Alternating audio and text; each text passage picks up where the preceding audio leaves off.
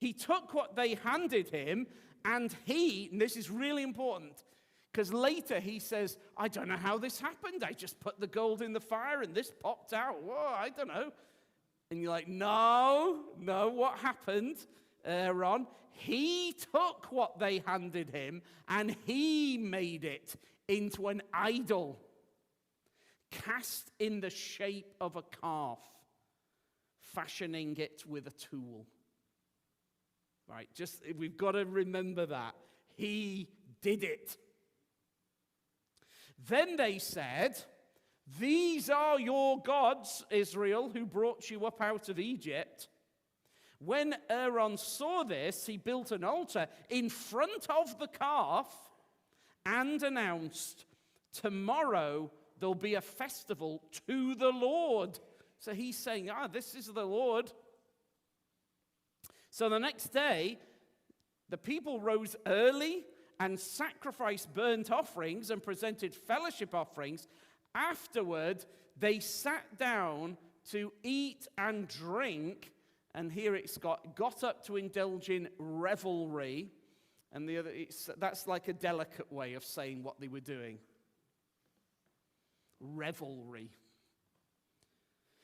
So this terrible incident, back in Deuteronomy chapter 4, if you just flick over a few pages and go to Deuteronomy chapter 9, we could have read that incident from right there in Deuteronomy chapter 9. The whole story brought out again in Deuteronomy chapter 9, the golden calf. This incident is referred to many times throughout the Bible because what it reveals about the human heart, the mess that we are in inside with our hearts and minds, the mess we're in, that such a thing could have happened. So the Bible just holds that up and say, remember this.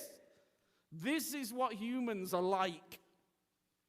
The people had already, just in a matter of couple of weeks, forgotten what had happened.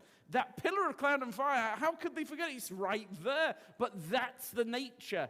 Who'd rescued them from pagan slavery in Egypt?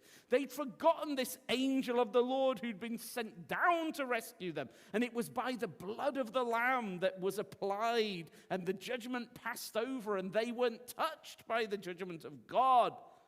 And that divine angel, the God of Abraham, Isaac, and Jacob, had been sent from God Most High, and he'd led them out in this pillar of cloud and fire. And then, do you remember, he stood between them and the Egyptian army, and that whole stand still and see the salvation of our God. And then the Egyptians were in darkness, whereas the ancient church was in light. They'd seen all this, they'd experienced it. They'd gone across the Red Sea, led by him on dry land, all of this.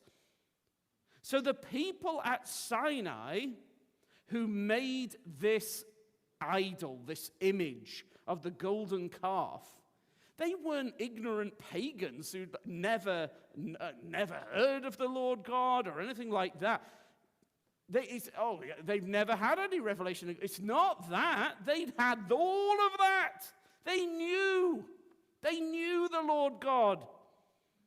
They were people who'd seen the reality of God